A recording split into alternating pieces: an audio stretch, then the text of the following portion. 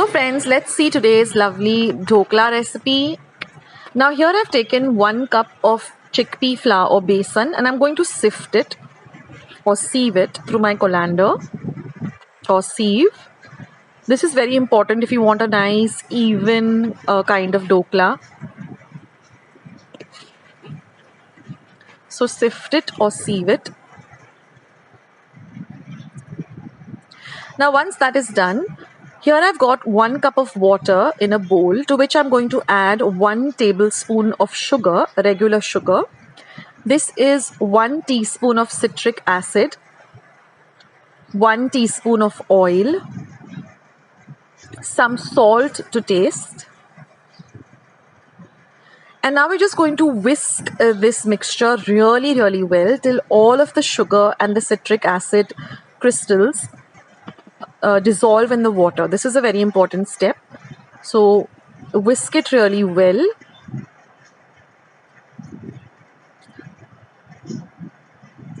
Now once all the sugar and the citric acid crystals have dissolved, we are going to add a little of this mixture at a time to our chickpea flour or our besan, and again we're going to whisk it.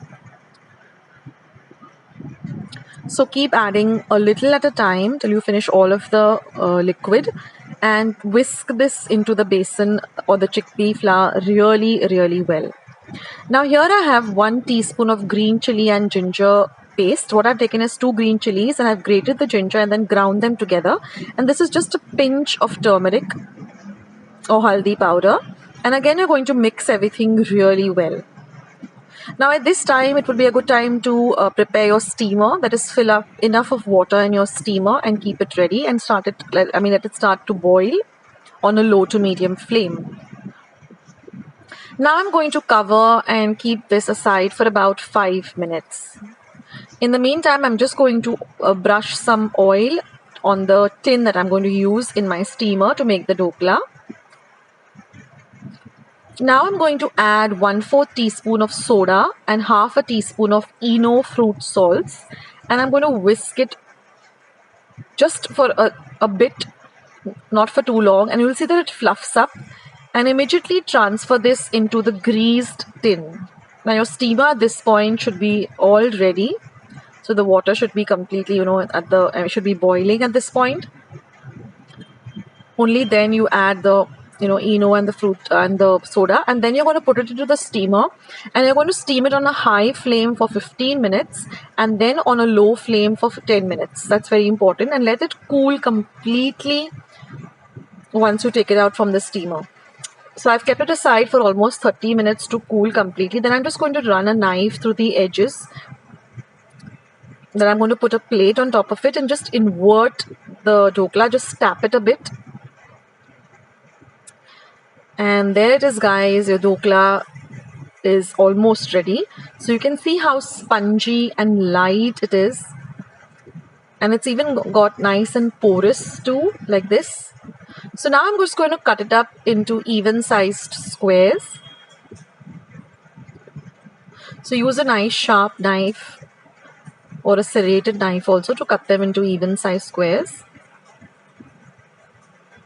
or the regular dhokla size. So you can see now how light and spongy it is already, become very nice and light.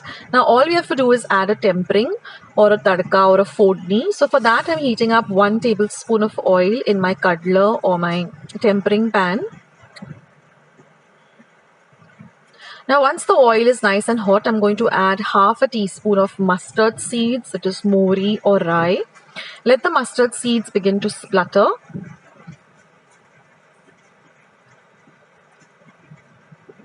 Now once the mustard seeds begin to splutter, I'm going to add 2 green chilies that I've just cut up into 4s and fry the green chilies in this oil really well till they get a kind of a white coating. So fry the green chilies.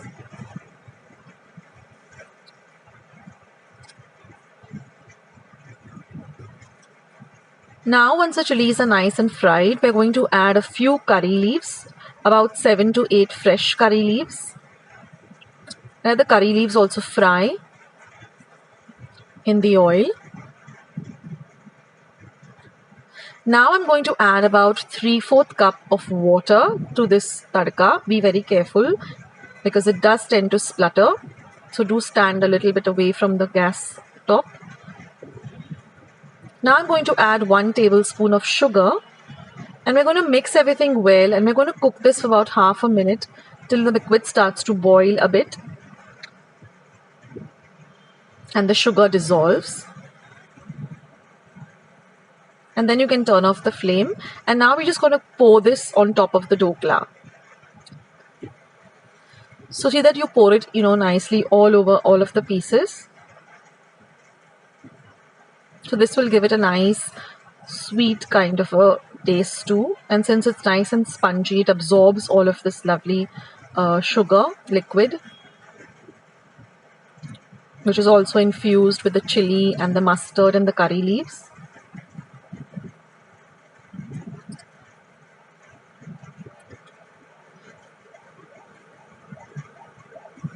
And once that is done, all you have to do is now just garnish it with some lovely freshly chopped coriander.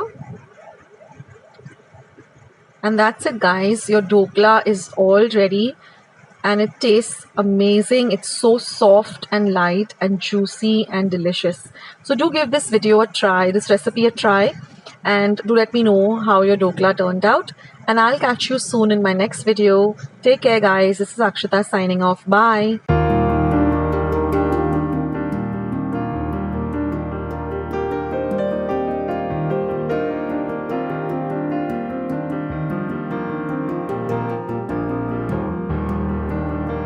Friends, I hope you liked today's recipe as well as today's video, and if you would like to see more videos like this, then don't forget to leave this video a big thumbs up. Also, by clicking the thumbs up icon. Also, don't forget to subscribe to my channel and become a part of Akshita's recipes. Once you have subscribed, there is a small little bell icon that will pop up, so just click on that. That way, whenever I put up a new recipe or a new video, you get a message for the same. So on that note, I'll say bye and I'll catch you in my next video sooner than you think. This is Akshita saying bye, take care, stay healthy, stay fit, be kind and loving to one another. So till we meet again, bye.